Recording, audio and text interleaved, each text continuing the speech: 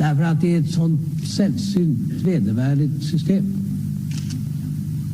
Att på grund av människors hudfärg döma dem till en mycket sämre tillvaro. Och det är en skam för världen så länge detta består. 90 000. Ja, det är mord på Sveavägen. Det var en slakt. Och det var en slaktare, det var en bödel som visste precis vad han ville. Han blev inte skjuten som statsminister. Han blev skjuten som privatperson.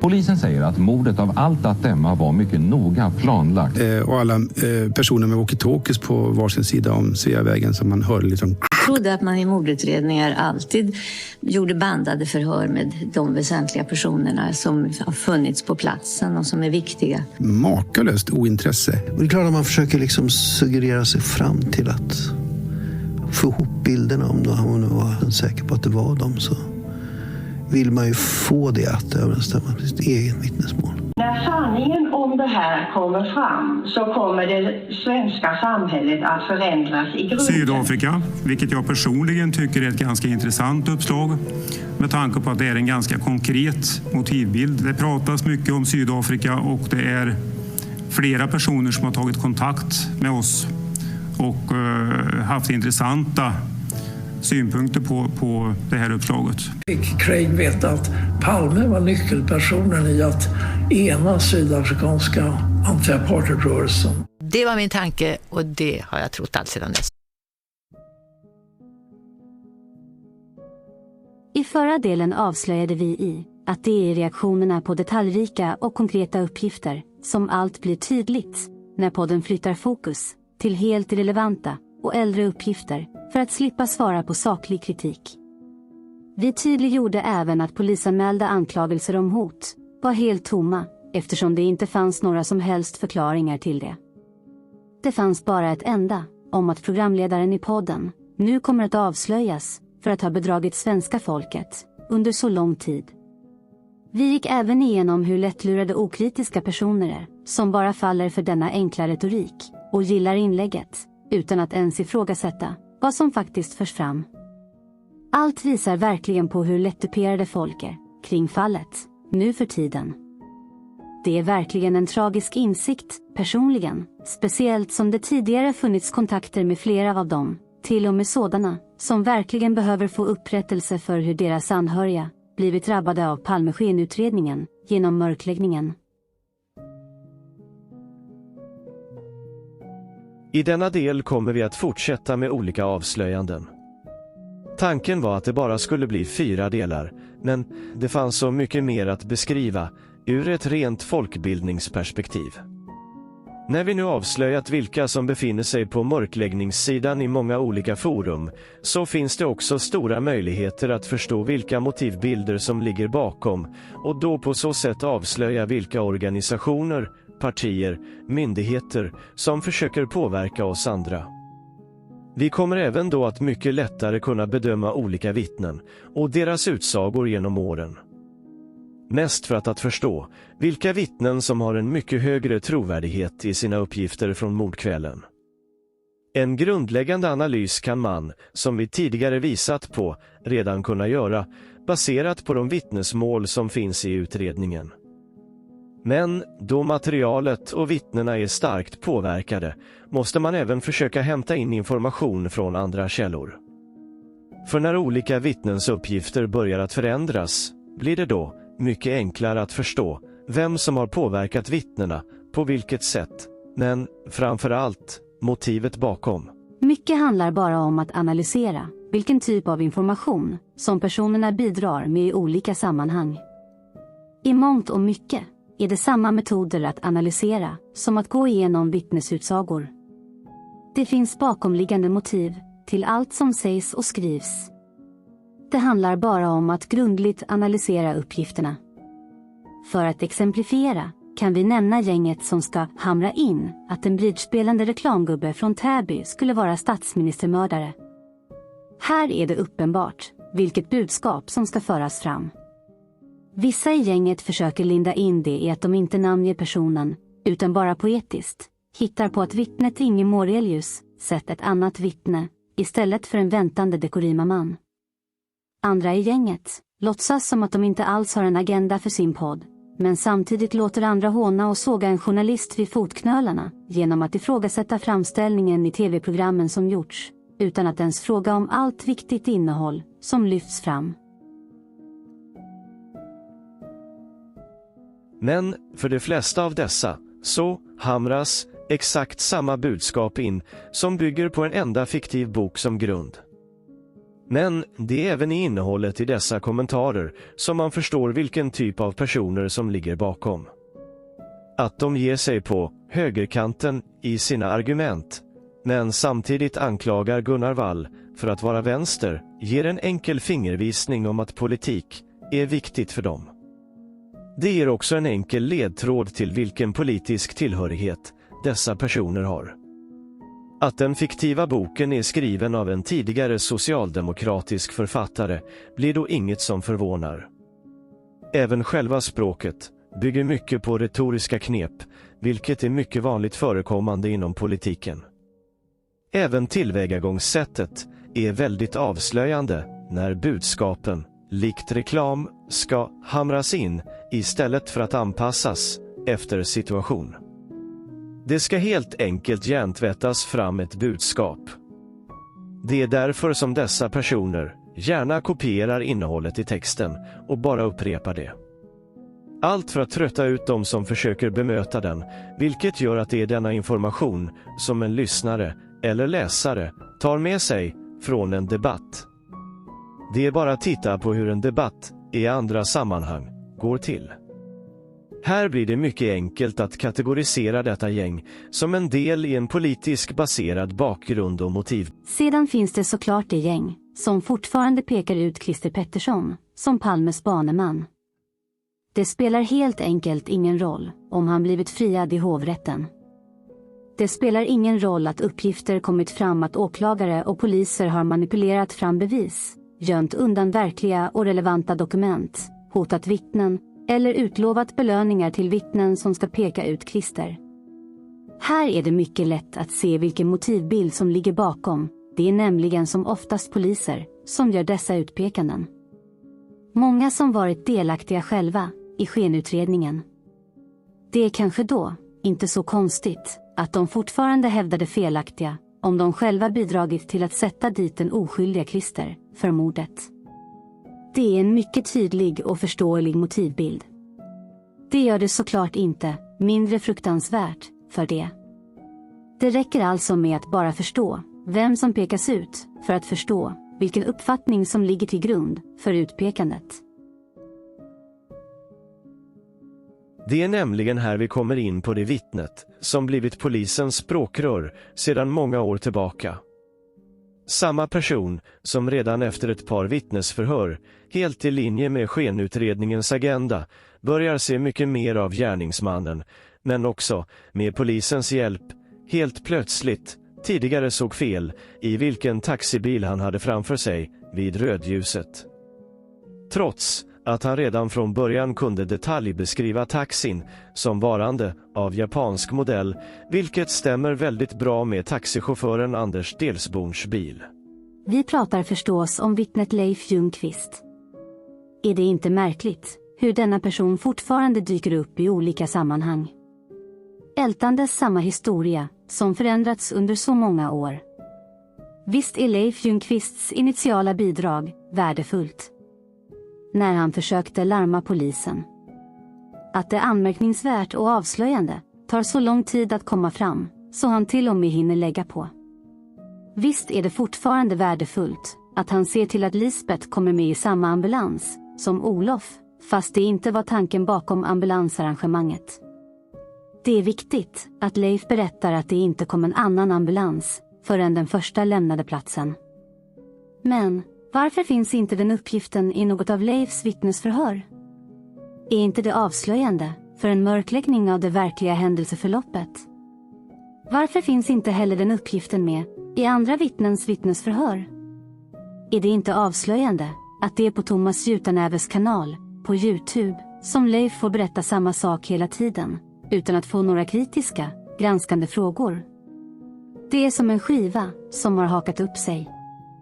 Vart finns de kritiska frågorna som faktiskt kan öka förståelsen för när tiden som Leif lagt till med all information? Egentligen behöver det inte läggas någon fokus på oskyldiga vittnen som ovetandes bidrar till mörkläggningen, eftersom det finns så många drabbade oskyldiga vittnen som behöver få upprättelse, och samtidigt så många vittnen som det redan finns förvanskade uppgifter på i utredningen. Men eftersom Leif bidrar så mycket till den fortsatta mörkläggningen, oavsett om han är medveten om det eller inte, måste vi ur ett vittnespsykologiskt och folkbildande perspektiv gå igenom de uppgifter han saluför och de bakomliggande motivbilderna. Det blir helt enkelt en del i utredningsarbetet när det handlar om att bedöma vittnens tillförlitlighet och trovärdighet i de uppgifter de för fram. Här blir faktiskt Leif en person som blir mycket intressant att utreda ur ett vittnespsykologiskt perspektiv. Leif är nämligen ett tydligt exempel på ett tillmötesgående och lätt manipulerat vittne med en överdriven respekt för myndigheter och imponerad av kända personer. Leif har till och med blivit polisens språkrör ytterligare på senare år. Lyssnar man på Leif idag så är han ett levande bevis på det som Astrid Holgersson pratade om för många år sedan. En person med en överdriven övertygelse på vad han har sett. Han har helt enkelt blivit manipulerad av Palmeskenutredningen, så han nu tror på allt själv. Det här är riktigt allvarligt när det gäller vittnesuppgifter.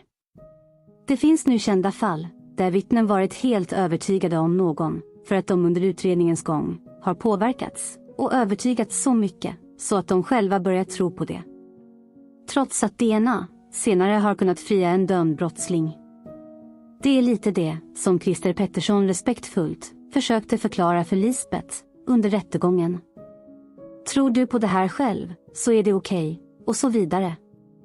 För säkerhets skull blev även Leif till och med testad i hypnosförhören som genomfördes innan rättegångarna för att säkerställa att han inte helt plötsligt skulle berätta mer än vad skenutredningen övertygat honom om.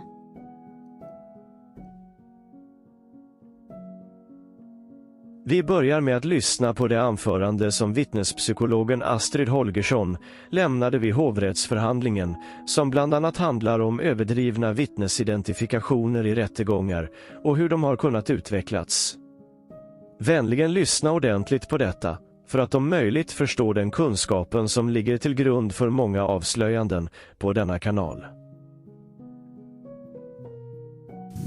Om vittnespsykologisk, utsagopsykologisk kunskap hade tillämpats i inledningsskedet av mordutredningen och betydelsen av bandning av de ursprungliga förhören med dem som befann sig på och omkring mordplatsen vid mordtillfället hade stått klart för de utredningsansvariga, hade man sluppit dagens spekulationer om vad som verkligen iakttagits, sagts och menats. Realistiska förutsättningar att göra en systematisk prövning av varje enskilt vittnesmål och vittnesmålens förhållande till varandra föreligger inte längre. Och så något om ögonvittnens utpekande av fel person. Det är den vanligaste orsaken till felaktigt fällande domar. En omfattande forskning inom identifieringsområdet har under det senaste decenniet bedrivits i England, USA och Kanada.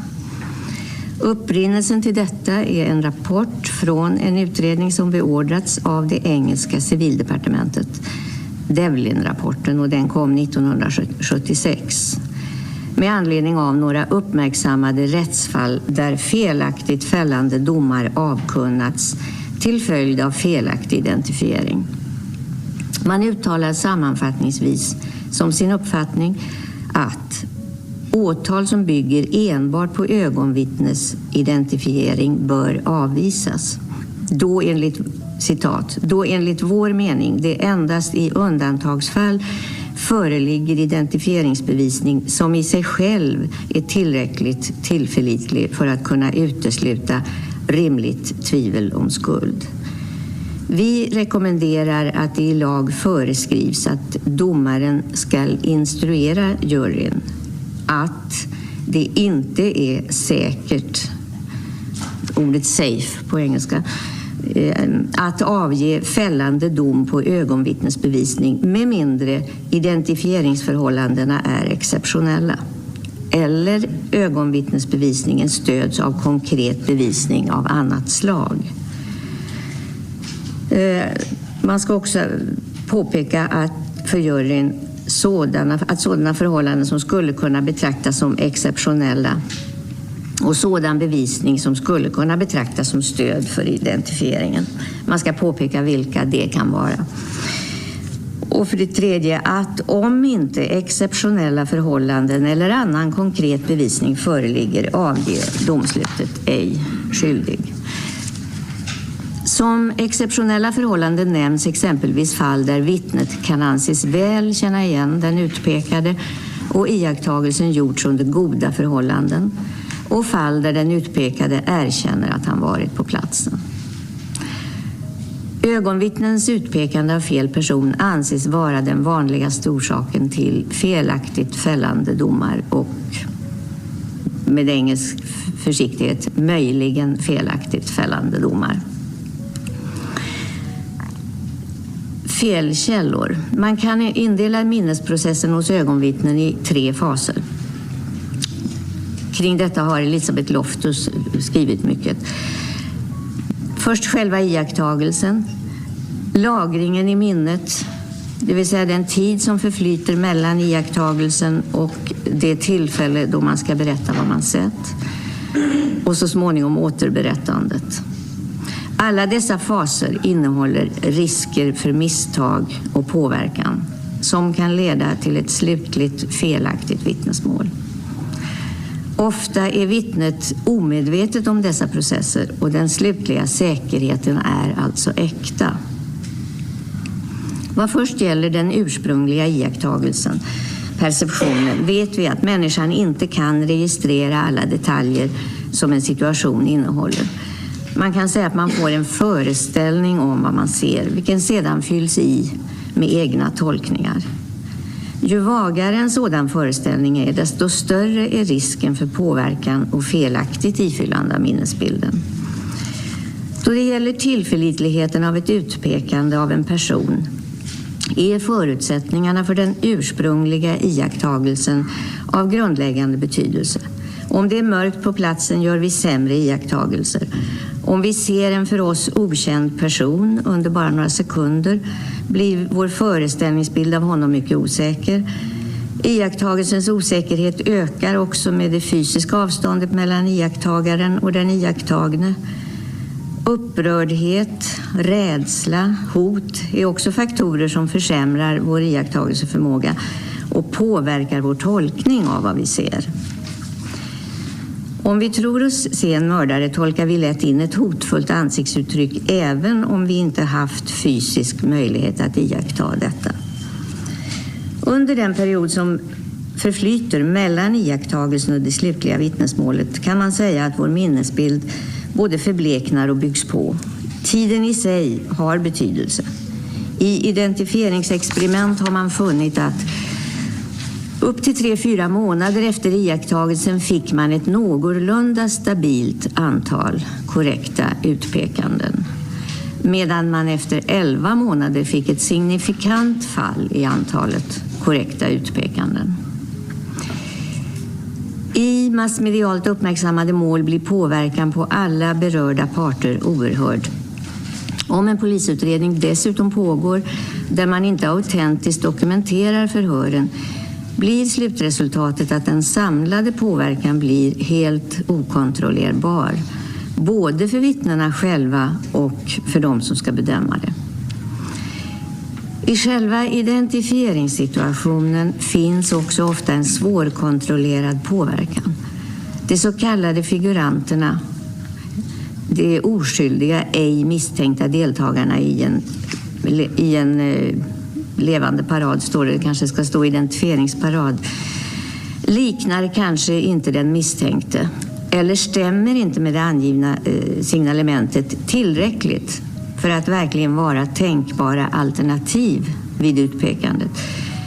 Figuranterna kan genom att veta att de bara deltar i ett skådespel tänkas uppträda på ett annorlunda sätt än den misstänkte, Den misstänkte skiljer sig således från den övriga gruppen och därmed ökar sannolikheten för att han ska utpekas.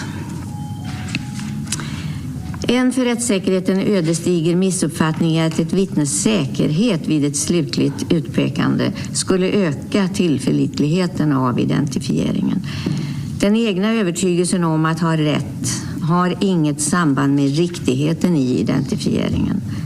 Ärliga men ändå felaktiga identifieringar är vanligt förekommande. Man fyller i detaljer efter en ganska osäker första uppfattning av den person man iakttagit. Frågor från förhörsledaren om speciella karaktäristika som ögon, näsa, mun, hår, mustasch etc. gör att vittnet kompletterar sin ursprungliga minnesbild och säkerheten växer. Genom upprepade förhör och beskrivningar befästes bilden allt mer.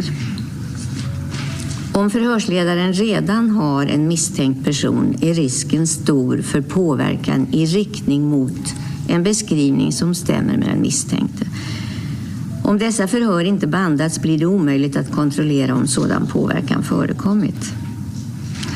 Ja, detta är en mycket fragmentarisk presentation av en del av de felkällor som är förknippade med identifieringsförfaranden. För den som vill fördjupa sin kunskap hänvisar jag till nedanstående referenser. I detta fall handlar det specifikt om Lisbeth Palmes utsagor, men, som vi nu vet, gäller det inte henne egentligen, eftersom hon var väl medveten om vem hon och Olof träffade vid reklampelaren utanför Dekorima, 15-20 meter innan den verkliga gärningsmannen tog vid, en kort stund senare, vid Dekorima-hörnan.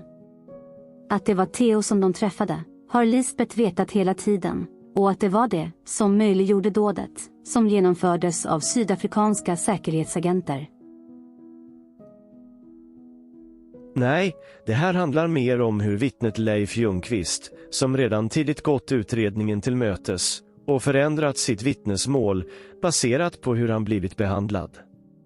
Så till den grad att han själv tror på det. Vilket är de allra farligaste vittnena att hantera i en utredning och rättegång och som man behöver vara väldigt kritiska till. Det skulle gå att skriva en bok bara baserat på alla de förändringar som Leif genomfört genom åren, som förmodligen skulle bli tjockare än Leifs och polismannens bok de försöker pådyvla, som någon form av sanning. Men vi kommer begränsa oss till att bara analysera 2 uppgifter från Leif för att slå hål på alla de sanningar som han själv nu så tvärsäkert basunerar ut till alla, utan att skämmas, eller för den delen, får några granskande frågor kring. De 2 uppgifterna vi kommer att begränsa oss kring och gå igenom är Leifs tvärsäkra utpekande av gärningsmannen som en specifik blandmissbrukare från Sollentuna och vilken referenstid som Leif uppgivit att han sett på sin egen klocka, samt tiden för mordet. Poängen med just de uppgifterna handlar nämligen om vem eller vilkas motivbild som Leif saluför och som därmed har påverkat honom att säga det han säger. Vi börjar med uppgiften om vilken tid som Leif har som referens. Redan den 27 april 1986 finns denna uppgift i förhör. I korsningen Drottninggatan, Vallingatan frågar Ljungqvist en kvinna vilken tid bussen skulle komma. Kvinnan svarade att den skulle komma strax efter klockan 23.00. Ljungqvist tittade då på sin egen klocka och den visade tiden 23.18. Färden går därefter vidare Adolf Fredriks kyrkogata till Sveavägen. Ljungqvist kör därefter Sveavägen söderut. Redan för ett år sedan ställde jag frågan om hur Leif kunde ändra denna uppgift i polisens tjänst.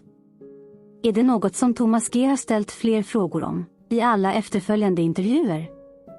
Genomskinligt och uppenbart. Men det som är så intressant med någon som gärna uttalar sig och vill vara någon form av hjälte från mordkvällen med sitt larmsamtal, blir det väldigt avslöjande när man förstår var uppgifterna kommer ifrån. Lyssna noga på vad det frågas om i en intervju som SvebTV gjorde för drygt 3 år sedan. Det var när det var snack om att Skandiamannen skulle komma på tal. Bussen här i Citykyrkan. Men du hade ganska exakt tidsangivelse. Var det genom telefonsamtalen eller såg du det på din egen klocka? Nej, alltså tidsangivelsen kom väl då från anropet till larmcentralen. Leif får alltså just frågan om han har någon referenstid att utgå ifrån. Till och med nämns mycket ledande om att han tittat på sin egen klocka. Men då svarar inte alls Leif något om tiden på Drottninggatan-Vallingatan, utan hänvisar istället till tidsuppgiften som Palmeskenutredningen räknat fram baserat på hans samtal till 90 000. För 3 år sedan hade alltså inte Leif alls någon aning om 23:15 som självkontrollerad tid på en direkt ledande fråga. Är inte det anmärkningsvärt? Sedan skriver han en bok ihop med en polis. Därefter är han tvärsäker på tiden han kontrollerade på klockan. Nu tittar han på klockan och är säker på 23:15.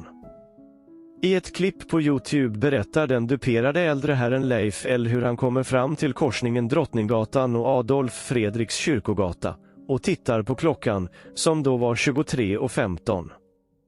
Inte alls som det står i förhöret med den duperade äldre herren. Leif beskriver sedan hur de kör ut på Sveavägen och stannar till lite kort innan dess. Leif berättar vidare att de kom ut på Sveavägen en 20-30 meter och då hörde han en otroligt kraftig smäll, vilket inte alls stämmer med personerna som var precis intill händelsen. Det är mycket märkligt att den duperade äldre herren i sin stora amerikanska bil med uppvevade rutor minns en kraftig smäll som motsvarar det vapen som Palmeskenutredningen gärna vill framhäva, trots att närmare vittnen, utan bil, utan amerikanskt motorljud, uppfattade som smällare. Bara ordvalet kanon är väldigt planterat av Palmeskenutredningens benämning på det officiella vapnet. Vidare konstaterar den duperade äldre herren bara att skotten skulle ha smält av vid 23:17 eller 23:18 som senast. Det är tragiskt att ingen nära anhörig räddar denna man från skammen han borde känna för vad han bidrar med. Det är bara det att uppgiften som polisen borde kommit med är 23:18 eftersom det står i förhöret. Hur går det ihop?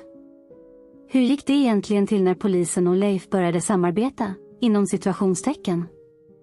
Så hur får vi reda på om det är polisen som har kunnat påverka vittnet Leif? Jo, det berättar polisen själv öppet. Han skrev ett brev till Leif för några år sedan och sedan har Leif blivit helt säker på en uppgift som inte funnits i ett tidigare förhör och inte heller något han på en direkt fråga 2020 uppger, utan väljer att hänvisa till polisens utredning om larmsamtal. Det var alltså polisen som kontaktade Leif. I nästa klipp från YouTube så berättar polisen, Olle Torje, som duperade den äldre herren Leif, genom att han uppger att han skrev ett brev till honom och att de blev goda vänner. Förutom Lisbeth, som polisen utpekar som offer, så menar polisen alltså att den duperade mannen alltså är huvudvittnet. Leif, som inte ens såg någonting av skotten, mordet, eller när gärningsmannen försvann runt Dekorima-hörnet. Det är ingen hejd på hur detaljer i uppgifterna förvanskas, i mörkläggningens namn. Självklart ska polisen framhäva att han redan hade skrivit en del, redan för 35 år sedan, eftersom han är vapenkunnig. Det som de sedan gemensamt ger ut tillsammans, som en bok. Märkligt att en vapenkunnig polis hade svårt att skilja på vittnesuppgifter om ett av skotten som en kanon eller en smällare. Trovärdigt? Inte mycket.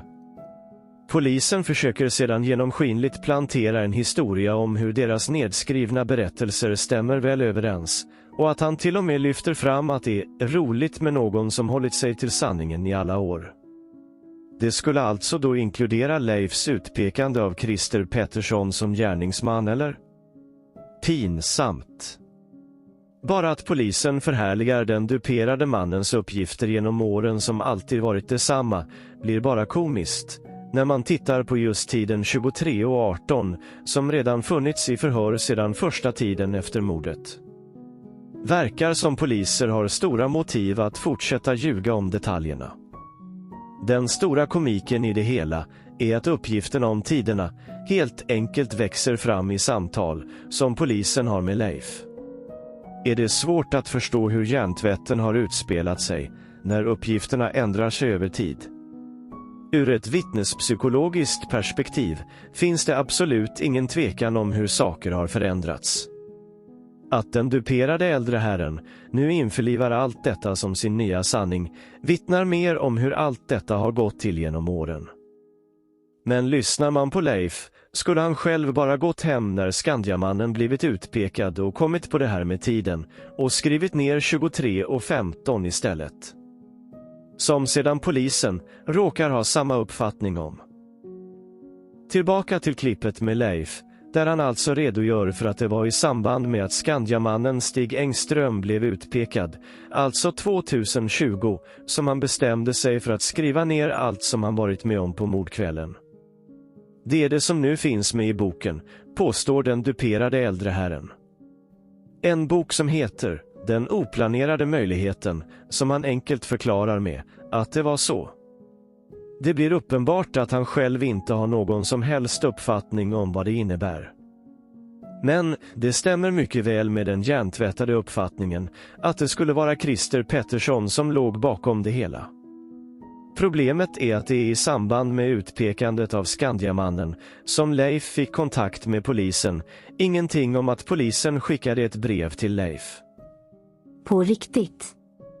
Hur trovärdigt är allt detta?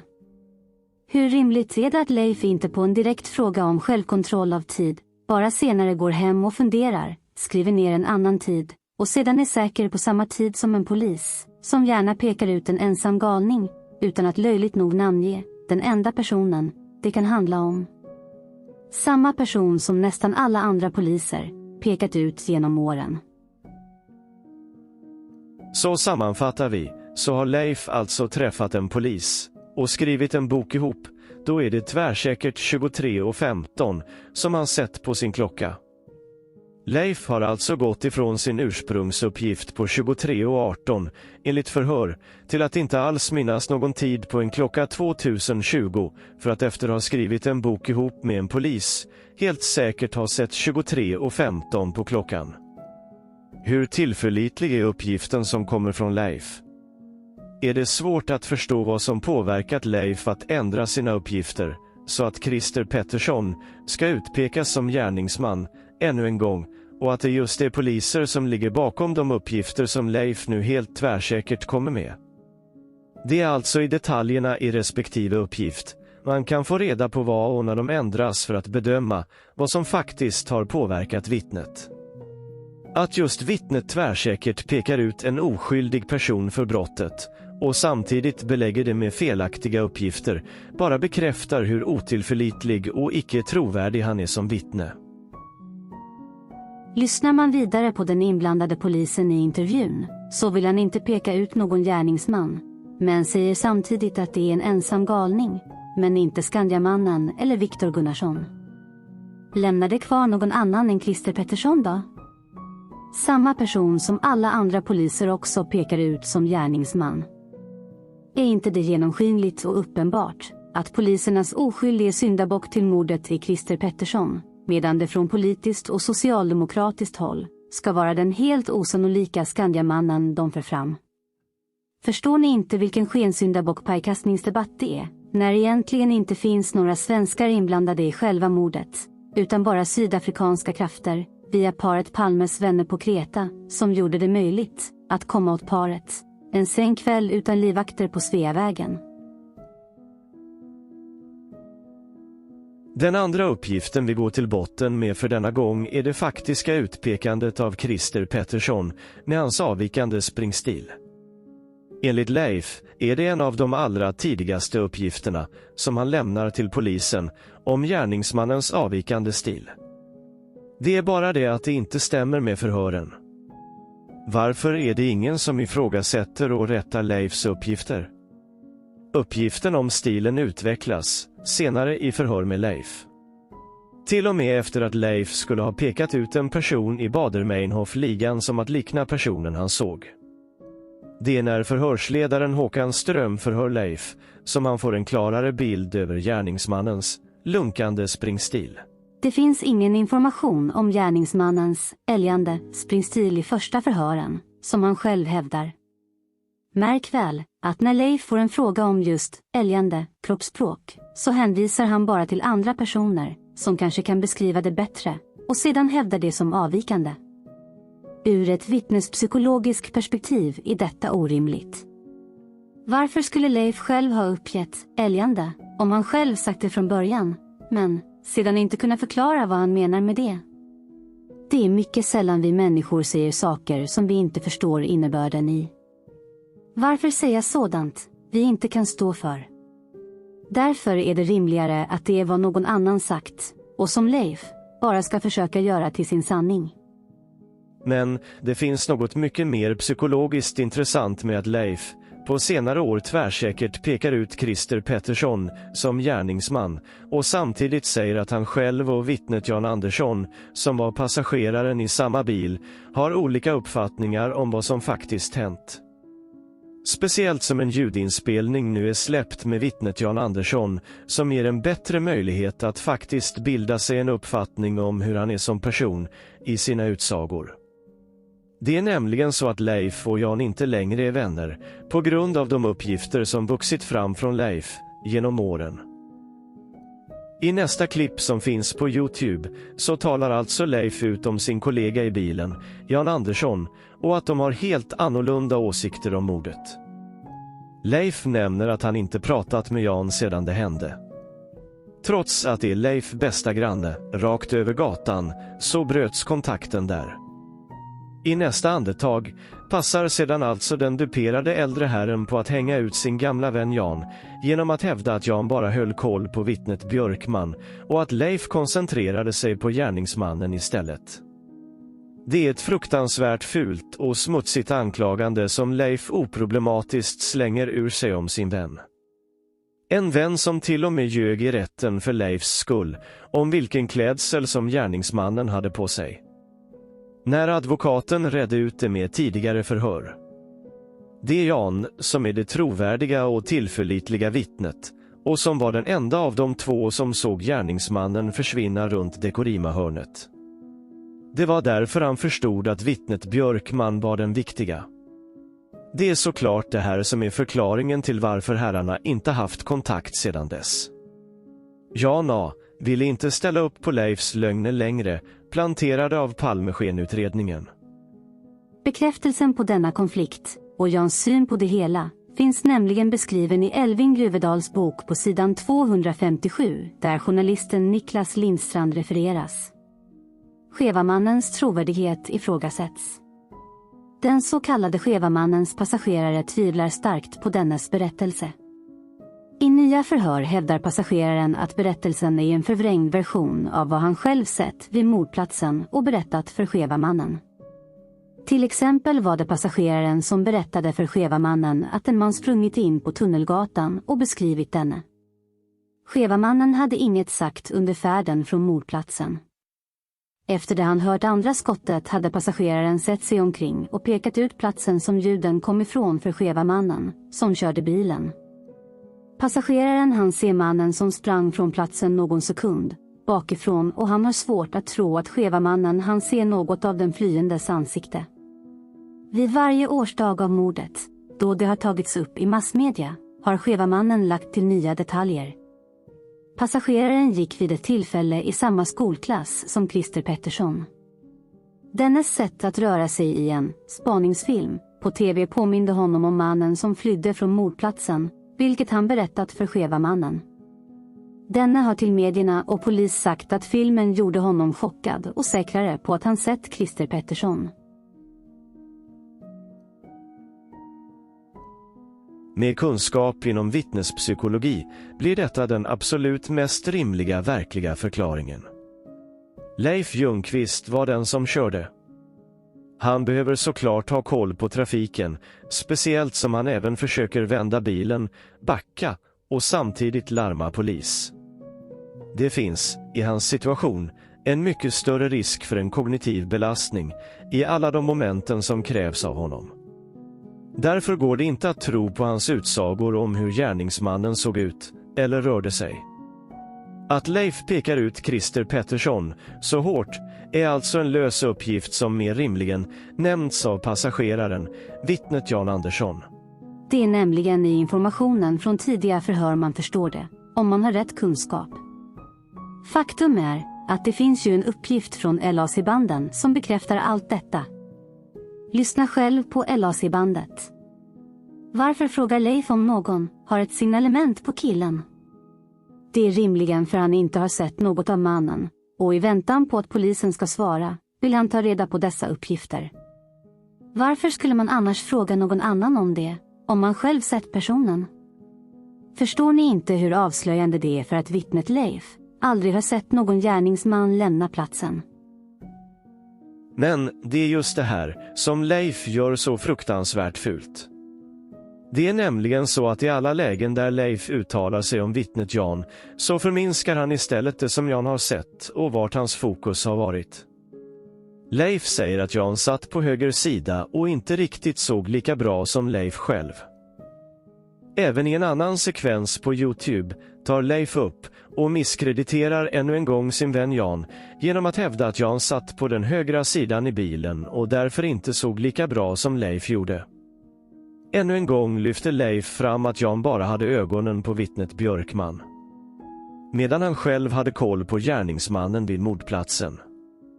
Detta alltså samtidigt som han kör bilen. Det här hävdar alltså den duperade äldre herren är grunden för att de har olika uppfattningar. Leif fortsätter sitt smutsiga utmålande genom att hävda att Jan lämnat ett signalement som inte stämmer med gärningsmannen, trots att det är samma uppgifter som de lämnade initialt, men att det sedan är Leif som har ändrat sig. Bara beskrivningen av mannen i en mörkblå täckjacka stämmer absolut inte med den initiala uppgiften om en man i mörk rock. Det är så sorgligt hur denne duperade mannen kan slänga sin vän framför bussen på detta smutsiga sätt. Om och om igen. Nu säger även Leif att Jan har gett ett signalement som inte stämmer med gärningsmannen, som Leif säger har blå jacka. Något som han absolut inte gav i de första förhören.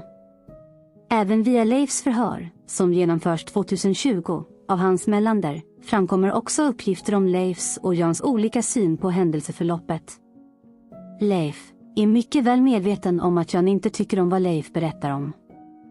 Även här förminskar Leif sin tidigare vän, Jans uppgifter. Hur Leif i detta förhör verkligen kan se Skandiamannen komma gående på Sveavägen och runda hörnet, men samtidigt inte förklara hur Skandiamannen visste att han skulle dit, utan en uppsjö av märkliga bortförklaringar, kan rimligen gå till historien som ett av de mest pinsamma vittnesmålet som lämnats. Stig sprang just då runt på stan för att kunna komma tillbaka till mordplatsen. Att Leif även i förhöret blir konfronterad med tidigare uppgifter om signalement skyller han bara på förhörsledarens agerande. Trots att hans dåvarande vän Jan lämnat samma beskrivning vid samma tidpunkt. Det här är fruktansvärda anklagelser som Leif slänger ur sig om sin tidigare vän och kollega vittnet Jan Andersson. Det är här gränsen för vad jag klarar av går, som jag upplyst, en ljudförvrängare, en programledarskådning och teatermordsförespråkare om. Ingen ger sig på oskyldigt indragna vittnen som försöker ge korrekta uppgifter, som vittnet Jan Andersson i detta fall. Det spelar ingen roll om du är en omedveten hjärntvättad mattläggare som påverkats så hårt av Palmeskenutredningen att han själv tror på det som de matat honom med. Hur kan en japansk bil bli en Mercedes? När Anders Delsborns bil verkligen var japansk. Därför är det nödvändigt att belysa detta och ge vittnet Jan Andersson upprättelse när polisen via sitt hjärntvättade språkrör slänger ur sig sådana anklagelser mot en tidigare vän. Vart är Leifs anhöriga som måste sätta stopp för vad han håller på med? Förstår ni vad problemet med Leifs utsagor är? Han förminskar hela tiden Jan, fast det var Jan som faktiskt hade koll. Det förstår man när man försöker sätta sig in i vad som faktiskt händer. Leif har andra saker att göra med att ratta bilen, ringa 90 000, fast Leif säger att sladden trasslar in i ratten, trots att andra uppgifter handlar om att han glömde slå riktnumret. Här är alltså Leif mycket troligare utsatt för en kognitiv belastning och har mycket sämre möjligheter att ta in intryck från vad som händer vid mordplatsen, vilket just frågan till andra om signalement på killen ger en bra fingervisning om. Det är även anmärkningsvärt i sammanhanget hur mycket polisen har hjärntvättat vittnet Leif, så till den grad att han ifrågasätter hela rättssystemet som, helt korrekt, frikände en oskyldigt dömd syndabock för mordet. Snälla, släkt och vänner, gör något åt honom innan han själv går i graven med denna pådyvlade övertygelse som sin egen sanning. Kan åtminstone någon förklara för Leif själv att varför han rimligen blev hotad av närstående till Christer Pettersson var för att han höll på att medverka till att en oskyldig person blev dömd för mordet i tingsrätten? Kan inte någon förklara det för Leif, att det faktiskt var motiverat då? På honom själv låter det som att det var ett belägg för att Christer var skyldig, men det var alltså precis tvärtom. Fattar inte Leifs familj och släkt att det här kommer bara bli värre för honom i framtiden? Det finns ingen hejd på alla de uppgifter som vittnet Leif slänger sig med nu för tiden, som helt enkelt inte ens stämmer och aldrig ifrågasätts. Förklara för Leif att Pelle Svensson förfalskade dokumenten själv för att försöka komma åt pengarna. Förklara för Leif att Christer aldrig hade gjort något sådant för bombmannens skull. De kände inte varandra speciellt bra. Det har ju Christer redogjort tydligt för. Är det svårt att förstå att boken som en polis har skrivit åt Leif ska handla om just den sanningen som Leif nummer ska berätta? Det blir som ett manus för den ålderdomliga Leif, en instruktionsbok. Leif har blivit polisens språkrör och megafon för utpekandet av Christer Pettersson, nu när Lisbeth inte längre finns, som polisens starkaste kort. Kan ni här se hela skendebatten mellan poliser och politiska krafter i två olika utpekanden av två olika syndabockar? Trots att ingen av dem ligger bakom mordet. Kan ni inte höra att många poliser tycker att de skulle bara ha lagt ner utredningen istället för att lägga skulden på Stig Engström, eftersom deras syndabock inte skulle gå fri från anklagelserna? Samtidigt har de ju inga möjligheter att säga hur det egentligen ligger till. Det är därför som det kan bli tuffa pajkastningar i olika forum mellan de två falangerna. Men det blir bara en del i den tröttsamma skendebatten som gör att vi kommer längre och längre från... Problemen med Leif blir bara större och värre, så länge man inte ställer de rätta och konkreta frågorna till honom. Be honom kommentera de förhör som finns med honom. Om han minns dem. Om han kan berätta själv hur de gick till. Vad som sades. Kontrollera hur mycket han minns av detaljerna. Ifrågasätt uppgifter som ändrats och be Leif förklara varför och hur det gick till. Varför får aldrig Leif en fråga på varför han uppgivit 23 och 18 som tid tidigare i förhör, men nu påstår att det var tiden för skotten? Varför får inte Leif en fråga om varför han tyckte skotten lät så högt, när andra vittnen pratade om smällare i ljudvolym? Till och med hans passagerare i bilen, Jan. Varför får aldrig Leif frågan om varför han frågar efter ett signalement på killen, om han redan har en tydlig uppfattning om mannen som sprang från platsen? Varför får aldrig Leif frågor om vad det är som Jan har synpunkter på om vilken information som Leif har byggt på genom åren? Varför får inte Leif någon fråga om när den speciella gångstilen dyker upp i förhör, och varför han inte berättat det tidigare? Varför får aldrig Leif frågan hur en ursprunglig mörk rock på gärningsmannen kunde bli en blå jacka senare? Leif pratar hela tiden om Pelle Svensson. Vet Leif om att Pelle skrev dokumenten själv och kopierade namnteckningarna?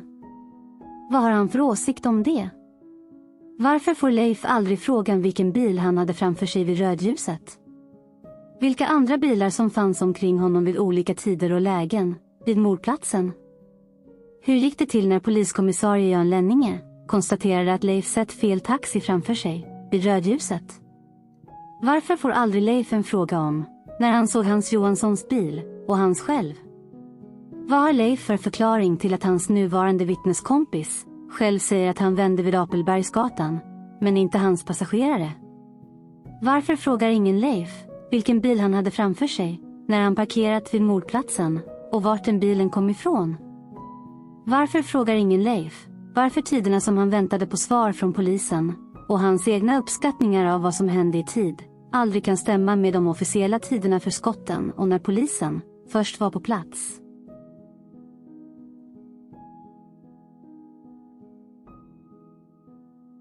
Leif är nämligen urtypen för mycket farliga vittnen att väga in i ekvationen. Den kategorin som med tiden övertygar sig själv om nya sanningar och helt intalar sig själv att han aldrig ljuger. Det är just detta beteende som leder till överdrivna utpekande, som i fallet med Christer Pettersson. Precis det som Astrid Holgersson varnade för i hovrätten när hon menade att Lisbeth var ett offer för detta. Nu vet vi bättre vad det egentligen handlade om. I många fall har vittnen med detta agerande påverkats av yttre omständigheter, men i detta fall har han uppenbart påverkats av skenutredningen.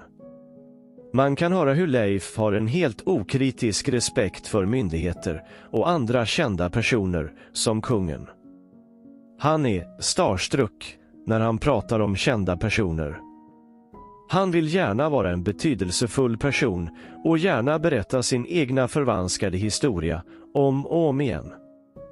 På bekostnad av sin tidigare vän och kollega, vittnet Jan Andersson. Hur smutsigt och ruttet är inte det? Den enda personen som Leif hela tiden refererar till som den som också styrker hans uppgifter när vittnet Jan övergivit hans förvränganden av sanningen är såklart taxichauffören Hans Johansson. Nu är det Hans Johansson som styrker hans historia. Hans, som inte ens stod vid samma korsning i samband med att skotten föll och absolut inte sett någon gärningsman springa hela vägen upp för trapporna.